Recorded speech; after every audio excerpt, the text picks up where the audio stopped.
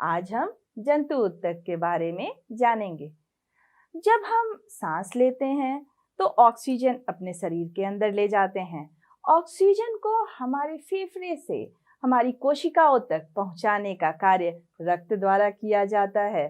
जब हम गति करते हैं तो हमारी पेशियां गतिशील होती हैं। आखिर ये सारे श्रम विभाजन जो हैं वो किस प्रकार होते हैं? ये सभी ऊतक की सहायता से ही तो होते हैं। तो आज हम जंतु ऊतक में मनुष्यों या जंतुओं में पाए जाने वाले सभी ऊतकों की चर्चा करेंगे। जंतु ऊतक यानी जंतुओं में पाया जाने वाला ऊतक। जंतु ऊतक मुख्य रूप से 4 प्रकार के होते हैं। पहला एपिथीलियमी ऊतक, दूसरा संयोजी ऊतक, तीसरा पेशीय ऊतक और चौथा तंत्रिका ऊतक। हम इन चारों जंतु ऊतकों की विस्तृत चर्चा करेंगे। सबसे पहला ऊतक है एपिथीलियमी ऊतक। बारिश के दिनों में जब हम बाहर जाते हैं और जब बारिश होती है तो हम भीग जाते हैं, लेकिन क्या हमारे शरीर के आंतरिक अंग भीग पाते हैं? जैसे हमारा हृदय, हमारे गुर्दे, हमारा लीवर, ये सभी अंग नहीं भीग पाते हैं। आखिर क्यों? आखिर वह कौन सी परत है जो हमारे शरीर की सुरक्षा करता है? जी हाँ, वह परत है हमारी त्वचा यानी हमारा स्किन। यानी हमारे शरीर को सुरक्षित रखने के लिए जो आवरण होता है उसका निर्माण एपिथीलियमी ऊतक के द्वारा ही तो होता है। एपिथीलियमी ऊतक हमारे जंतु ऊतक का वह प्रकार है जो पूरे शरीर को सुरक्षित रखता है। यह बाह्य रूप से भी सुरक्षा प्रदान करता है तथा आंतरिक रूप से भी सुरक्षा प्रदान करता है। जैसे त्वचा हमारी बाहरी सुरक्षा के लिए और विभिन्न अंगों के ऊपर जो सतह होते हैं वे आंतरिक सुरक्षा के लिए। अब यहाँ हम देखेंगे कि एपिथीलियमी ऊतक कितने प्रकार के होते हैं। एपिथीलियमी ऊतक मुख्य रूप से 4 प्रकार के होते हैं। पहला सल्की एपिथीलियमी ऊतक, दूसरा घनाकार एपिथीलियमी ऊतक, चौथा स्तंभाकार एपिथीलियमी ऊतक और चौथा स्तरित सल्की एपिथीलियमी ऊतक।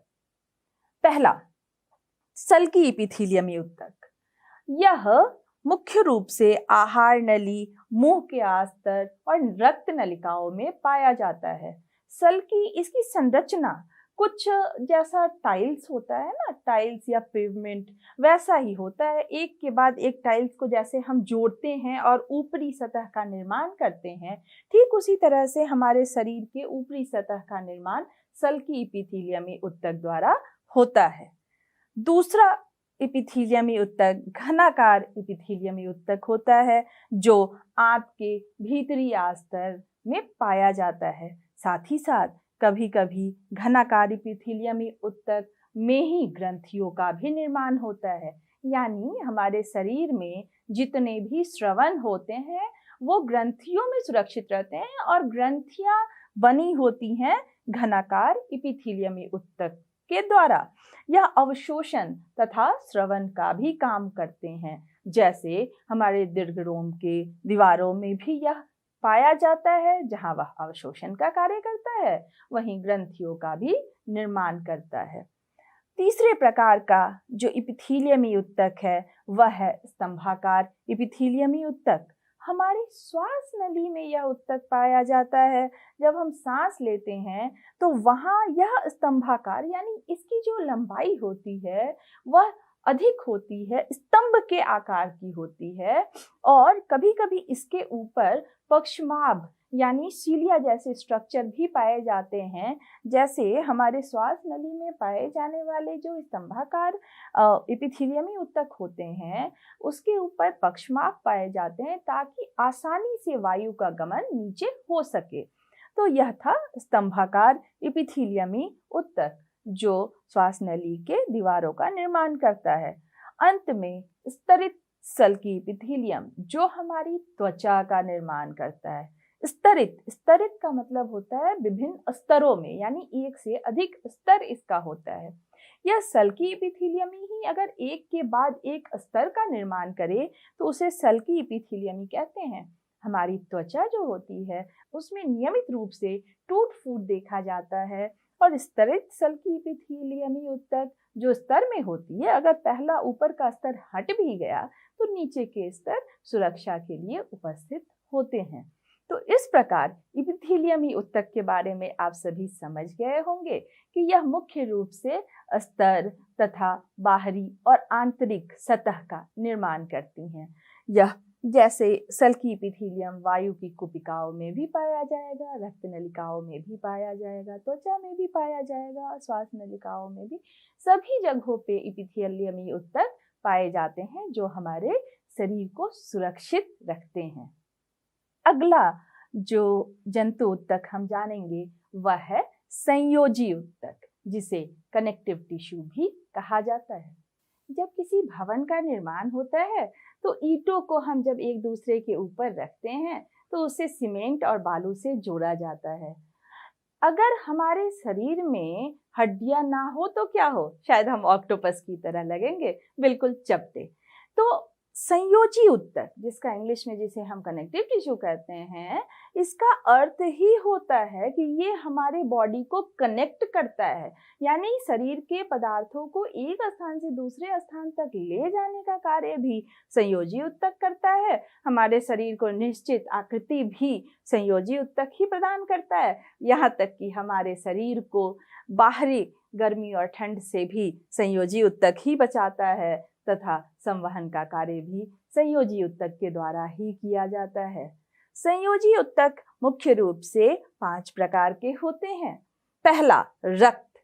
रक्त एक तरल संयोजी ऊतक है जिसमें अधात्री में कोशिकाएं धसी होती हैं और यहाँ कोशिकाएं काफी दूर दूर होती हैं और अधात्री प्लाज्मा के रूप में पाई जाती हैं।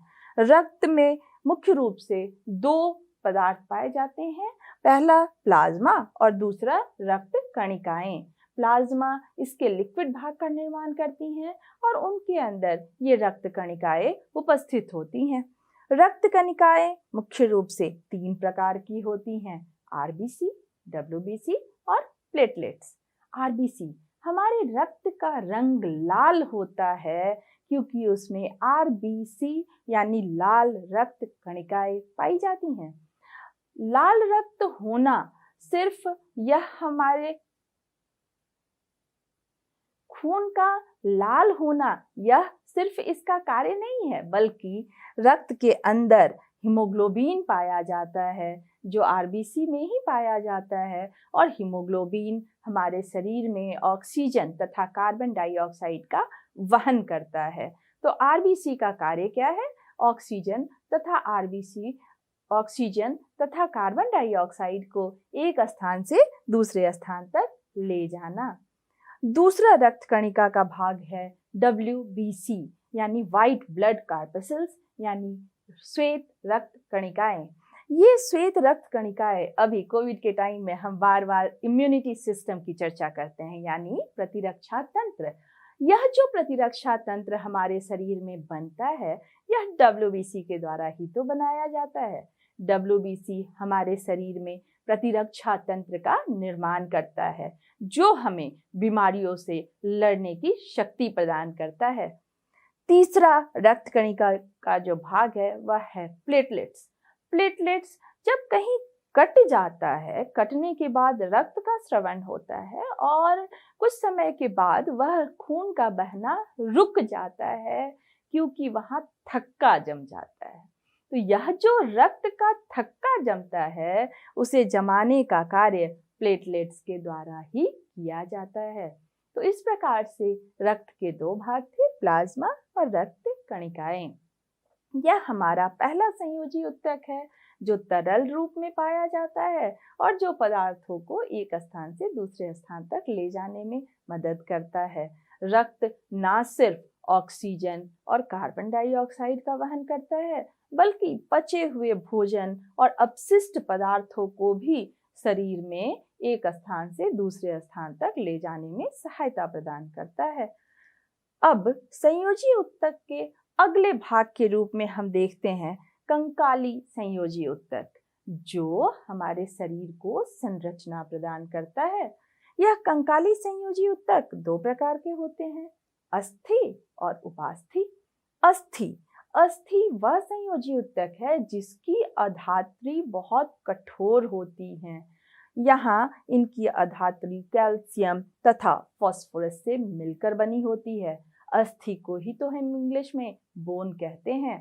तो बोन वह संरचना है जो हमारे शरीर को ढांचा प्रदान करता है, हमारे शरीर को आकृति प्रदान करता है। तो बोन जो कैल्शियम और फास्फोरस जैसे अधात्रियों से मिलकर बना है, जिसके कारण यह काफी कठोर होता है। दूसरा कंकाली ऊतक है उपास्थि यानी कार्टिलेज। हमारे कान के ऊपरी भाग में, हमारे नाक के ऊपरी भाग में उपास्थि पाया जाता है। यहाँ तक कि अस्थियों का जो ऊपरी भाग होता है वहाँ भी उपास्थि पाया जाता है। उसका अधात्री प्रोटीन तथा शर्करा से मिलकर बना होता है, जो उसे अस्थि की तुलना में कोमल बनाता है तथा लचीला भी बनाता है। तो अस्थि और उपास्थि ये दोनों स्केलेटल टिश्यू है जो हमारे शरीर में ढांचा के लिए जिम्मेदार होते हैं। अगला संयोजी ऊतक है गर्तिकाय संयोजी ऊतक, जो दो प्रकार का होता है, कंडरा और स्नायु। अब हमारे शरीर में हड्डियां हैं, मसल्स हैं, लेकिन आपस में ये जुड़े नहीं तो क्या होगा, बिल्कुल अलग अलग टुकड़ों में बटे होंगे। तो इनको जोड़ने का काम कंडरा तथा स्नायु के द्वारा किया जाता है। ऑब्जेक्टिव क्वेश्चन के लिए ये बहुत इंपॉर्टेंट है। कंडरा यानी टेंडन, जो मसल्स को हड्डियों से जोड़ने का कार्य करता है, यानी पेशियों को हड्डियों से जोड़ने के लिए कंडरा जिम्मेदार होता है। और स्नायु यानी लिगामेंट, एक हड्डी दूसरे हड्डी से जो जुड़ा होता है वह जोड़ने का कार्य स्नायु के द्वारा किया जाता है, यानी लिगामेंट के द्वारा किया जाता है। अगला संयोजी ऊतक है एरियोलर टिश्यू। एरियोलर टिश्यू हमारे शरीर में हम देखते हैं कि जैसे जैसे हमारी उम्र बढ़ती है तो त्वचा हमारी झुलस जाती है। झुलसने का अर्थ क्या हुआ कि वह त्वचा मांसपेशियों से के बीच जो एक पदार्थ होता है जो हमारे स्किन को टाइट रखता है, वह धीरे धीरे समाप्त होने लगता है बढ़ती उम्र के साथ। और वही पदार्थ है एरियोलर टिश्यू यानी एरियोलर ऊतक। यह त्वचा तथा मांसपेशियों को जोड़ने का कार्य करता है। साथ ही साथ अगर त्वचा या मांसपेशियों में कुछ टूट फूट हो जाए तो उसकी मरम्मत करने का कार्य भी एरियोलर टिश्यू के द्वारा ही किया जाता है। अगला संयोजी ऊतक है एडिपोज टिश्यू। एडिपोज टिश्यू या उसे वसामय संयोजी ऊतक भी कहा जाता है। तो हमारे शरीर में जो वसा जमा होता है वह एडिपोज टिश्यू के रूप में ही वहाँ जमा होता है, जो हमारे शरीर को बाहरी ठंड और गर्मी से भी सुरक्षित रखता है।